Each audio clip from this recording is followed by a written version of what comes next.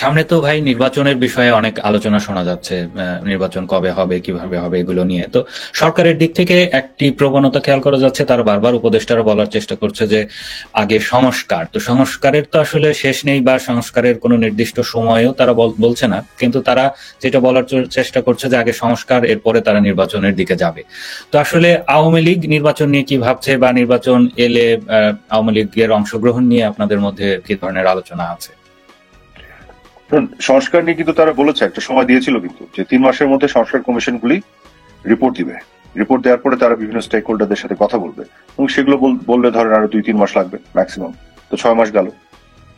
তারপরে আপনার নির্বাচনে কিছু প্রস্তুতির ব্যাপার আছে।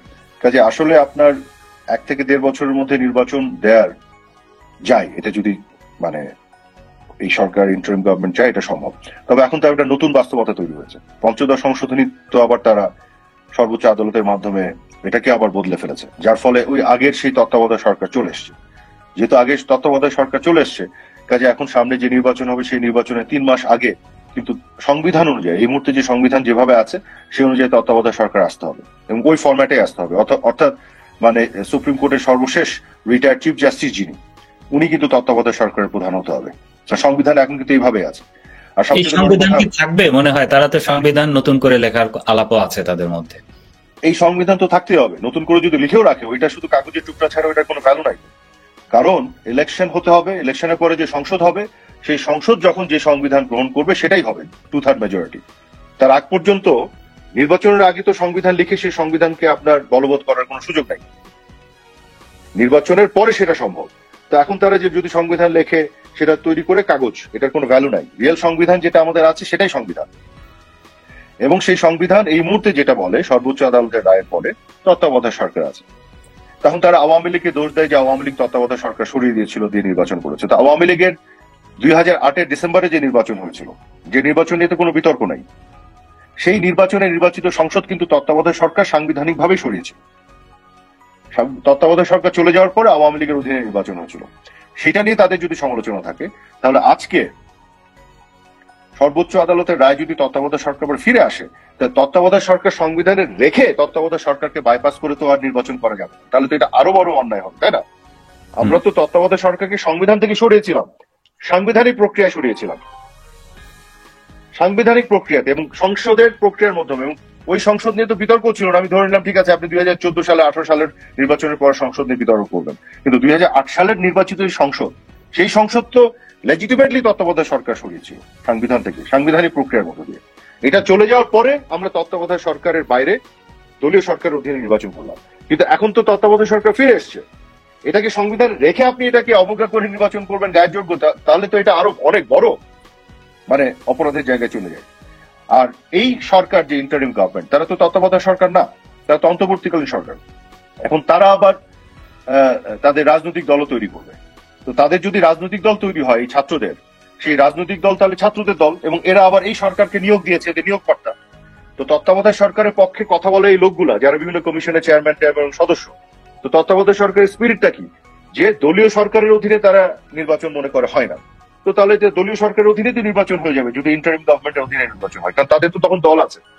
কিন্তু তারা বলছে যে তাদেরকে এই যে আওয়ামী লীগের যে অপশাসন, দুঃশাসন, এর বিরুদ্ধে জনগণ তাদেরকে ম্যান্ডেট দিয়েছে, ফলে তারাই এখন আসলে জনগণের প্রতিনিধি। ফলে তারা তো রাজনৈতিক দল করুক আর সরকার চালাক, সেগুলোতে তো দেশের মানুষের সমর্থন আছে। কতদিনের জন্য ম্যান্ডেট দিয়েছে জনগণ? এটা তো চলবে, মানে সারা জীবনের জন্য জনগণ ম্যান্ডেট দিয়েছে। জনগণ তো মেয়াদ বেঁধে দেয়নি। তার মানে জনগণ সারা জীবনের জন্য ম্যান্ডেট দেয়নি। যদি ধরেও নেই ম্যান্ডেট দিয়েছে বিপ্লবের মাধ্যমে, তারা যেটা বলে, হ্যাঁ, তারা অন্তর্বর্তীকালীন সরকার করেছে, কিন্তু কতদিনের জন্য দিয়েছে এই ম্যান্ডেট তো তারা জানে না। তার মানে একটা নির্বাচন হতে হবে। তার মানে যে নির্বাচন যখন হবে তখন জনগণ আবার নতুন ভাবে ম্যান্ডেট দিবে, তাই তো? তো সেই নির্বাচনটা আপনি কিভাবে করবেন? আপনি দল গঠন করবেন, কিংস পার্টি, আপনার দল ক্ষমতায়, আপনি সেই দল নির্বাচন করবেন, তাহলে আপনি তো এটারই বিরুদ্ধে এতদিন কথা বলে এসছেন, দলীয় সরকারের অধীনে নির্বাচন করা যাবে না। আবার আপনি কি করেছেন? সর্বোচ্চ আদালতের রায়ে তত্ত্বাবধায়ক সরকারের সেই ফরম্যাটটাকে আপনি সংবিধানে ফিরিয়ে এনেছেন। তার মানে হচ্ছে যে আপনি একটা চূড়ান্ত লেভেলের দ্বিচারিতা এবং হিপোক্রেসির সাক্ষ্য রেখে যাচ্ছেন দিনের পর দিন, মাসের পর মাস। যা যা বলেছেন ঠিক তার উল্টা কাজগুলি করছেন আপনি। হ্যাঁ, তবে এই যে দল গঠনের কথা বলা হচ্ছে, তো তারা তো বলে যে দেশের মানুষ তাদের সঙ্গে, তো এই ছাত্ররা যদি দল গঠন করে সেই দলকে নির্বাচনে আপনারা মোকাবেলা করতে পারবেন?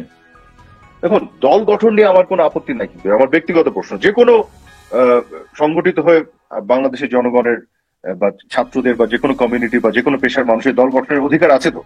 এটা তো অসাংবিধানিক না, বেআইনি না। আমার কথা হলো যে কেউ দল গঠন করতে পারে, কোনো সমস্যা নেই। দল গঠন করুক, নির্বাচনে আসুক, ভালো কথা তো, এটা গণতান্ত্রিক প্রক্রিয়াতেই তো এটা হবে, তাতে আমার কোনো সমস্যা নেই তো। আমার কথা হলো আপনি দল গঠন করবেন, যারা দল গঠন করছেন তারাই আবার সরকারকে নিয়োগ দিয়েছে।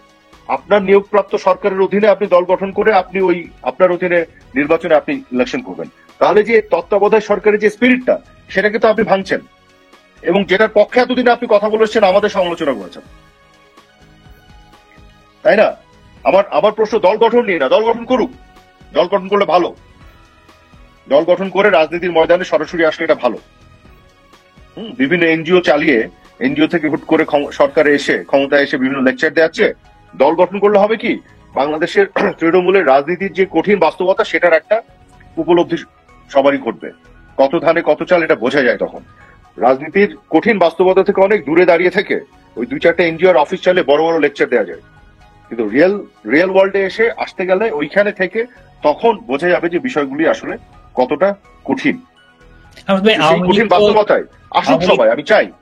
আওয়ামী লীগ তো 1949 সালে প্রতিষ্ঠিত পুরনো একটি ঐতিহ্যবাহী দল। তো এই যে দল আওয়ামী লীগ কিন্তু এদেশের পাকিস্তান আমল থেকে শুরু করে পরবর্তী বাংলাদেশ, স্বাধীন বাংলাদেশে বিভিন্ন গণতান্ত্রিক আন্দোলনে আওয়ামী লীগ সামনে থেকে নেতৃত্ব দিয়েছে। তো মানুষের একটা সমর্থন বরাবরই আওয়ামী লীগের উপরে ছিল। কিন্তু এবার এই প্রথম 2024 সালে এসে আমরা দেখলাম যে একটি বিপুল জনগোষ্ঠী আওয়ামী লীগের বিরুদ্ধে মাঠে নেমে গেল। তো এই যে এত বছর পরে, প্রতিষ্ঠার 75 বছর পরে এই প্রথমবারের মতো আওয়ামী লীগ এই যে একটা জনগণের মুখোমুখি হয়ে গেল। আওয়ামী লীগ কিন্তু সামরিক সরকারের বিরুদ্ধে লড়েছে, পাকিস্তানি শাসকদের বিরুদ্ধে লড়েছে, মুক্তিযুদ্ধে নেতৃত্ব দিয়েছে, কিন্তু জনগণের মুখোমুখি কখনো হতে হয়নি। এই পরিস্থিতি কেন তৈরি হলো? দেখুন, এখানে যেটা হয়েছে, এখানে তো একটা বিষয় মানতে হবে যে আমাদের তো কিছু ভুল ভ্রান্তি, ব্যর্থতা অবশ্যই ছিল। হ্যাঁ, এবং আমরা একটা ষড়যন্ত্র খপ্পরে পড়ে গিয়েছিলাম। 16 জুলাই থেকে 5 আগস্ট পর্যন্ত যে ক্যাজুয়ালিটি গুলি হয়েছে, যে ঘটনাগুলি ঘটেছে, এখানে তো ধরেন জঙ্গিদের জেল থেকে বের করে এখানে ইনভলভ করা হয়েছে, সন্ত্রাস, সহিংসতা, ধ্বংসযজ্ঞ চালানো হয়েছে, কিন্তু এর মধ্য দিয়ে আবার অনেকগুলি মৃত্যু ঘটেছে। তো সাধারণ মানুষের মধ্যেও আসলে এক ধরনের ক্রিয়া প্রতিক্রিয়া শুরু হয়েছিল। তো এখানে আমাদেরও কিছু ভুল ভ্রান্তি, ব্যর্থতা ছিল। আমরা মানুষকে বুঝাতে সক্ষম হইনি যে এটা একটা ষড়যন্ত্রের কারণে হচ্ছে, আমাদের বিপক্ষে মানুষের মন বিষিয়ে দেওয়ার জন্য এই কাজগুলি করা হচ্ছে। এবং সাধারণ মানুষও বুঝতে পারে নাই যে আসলে আন্দোলনে তারা হয়তো একভাবে তাদের পার্টিসিপেশন, আওয়ামী লীগের ব্যাপারে তাদের একটা কনফিউশনও তৈরি হয়েছিল, কিন্তু তারাও হয়তো বুঝতে পারেনি এখানে কিভাবে জঙ্গিরাও ঢুকে পড়েছে, এই ধ্বংসযজ্ঞগুলি চালাচ্ছে। তো এখানে এটা একটা কমপ্লিকেটেড একটা সিচুয়েশন তৈরি হয়ে গেছিল। হ্যাঁ, কিন্তু আমার কথা হলো যে এই বিষয়গুলো এখন আস্তে আস্তে পরিষ্কার হচ্ছে। আজকে ওরাই কিন্তু বলছে যে তাদের কথিত বিপ্লব সফল হতো না তারা যদি মেট্রো না জ্বালিয়ে দিত, তারা যদি বিটিভি না পুড়িয়ে দিত, তারা যদি আপনার সেতু ভবন না জ্বালিয়ে দিত, তারা যদি পুলিশকে হত্যা না করতো, থানা আক্রমণ না করতো। তারা আজকে প্রমাণ দিচ্ছে তো যে তারা এই কাজগুলি করেছিল। যে তো এগুলো জনগণের কাছে বিপ্লবেরও প্রস্তুতি ছিল তারা বলছে, তার মানে তাদের হাতে অস্ত্র ছিল। তাহলে, এবং আপনি দেখেছেন যে ব্রিগেডিয়ার সাখাওয়াত হোসেন সাহেব, উনি কিন্তু একটা কথা বলে বিপদে পড়ে গিয়েছিলেন। উনি কিন্তু বলেছিলেন 7.62 এটা সিভিলিয়ানদের হাতে থাকার কথা না।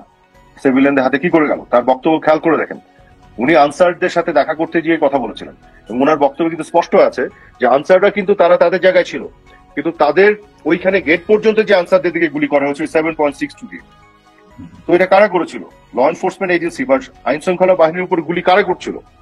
কারা তাদেরকে মেরেছে? ওই জঙ্গিরাই তো, ওই আন্দোলনের সাথে সম্পৃক্ত তৃতীয় পক্ষ যাদের কথা আমি বলতাম, সেই অংশটাই তো এই কাজটা করেছে। তো ব্রিগেডিয়ার সাখাওয়াত সাহেবের কথায় তো এটা বেরোয় আসছে, পরিষ্কার হয়ে যাচ্ছে। এগুলো তদন্ত হলে আস্তে আস্তে সঠিক তথ্য যখন মানুষের সামনে পরিষ্কার হবে, তখন মানুষ সত্যটা বুঝতে পারবে।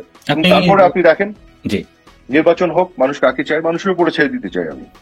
এই যে আপনি উপদেষ্টা এম সাখাওয়াত হোসেনের কথা বলছিলেন, উনি কিন্তু গতকালকে আরেকটি বিষয়ে বলেছেন যে 5 আগস্টের পরে আমরা দেখেছিলাম যে প্রধানমন্ত্রীর উপদেষ্টা সালমান এফ রহমান এবং আইনমন্ত্রী আনিসুল হককে একটা লঞ্চ থেকে গ্রেপ্তার করা হয়েছে, এবং তখন বলা হয়েছিল যে তারা দুইজনে ভারত পালিয়ে যাচ্ছিলেন। এবং আমরা দেখেছি যে সালমান এফ রহমানকে যখন মিডিয়ার সামনে হাজির করা হয়, তখন তিনি তো আসলে দাড়ি রাখতেন, বড় দাড়ি ছিল, ওনাকে ক্লিন শেভ করে আনা হয় এবং বলা হয় এই যে আর- সংস্কারের সরকার, জি। যারা সংস্কার করবে, নতুন বাংলাদেশ করবে, নতুন বাংলাদেশে এই হচ্ছে বাস্তবতা। নতুন বাংলাদেশে এই বাস্তবতা, এটা নিয়ে তো আর বেশি কিছু বলার নাই। তারা একটা নাটক সাজিয়েছে। তো এদের হাত দিয়ে ডন শোজ দ্য ডে, ভোরবেলা দেখে বোঝা যায় বাকি দিনটা কেমন যাবে। তো এই তো হচ্ছে এদের বাস্তবতা। এখন সাক্ষাৎ সাহেব ভুল করে না কি কারণে এসব সত্যগুলি মাঝে মধ্যে বলে ফেলেন, একবার বিপদে পড়েছেন, এখন আবার কোন বিপদে পড়বেন আল্লাহ জানে।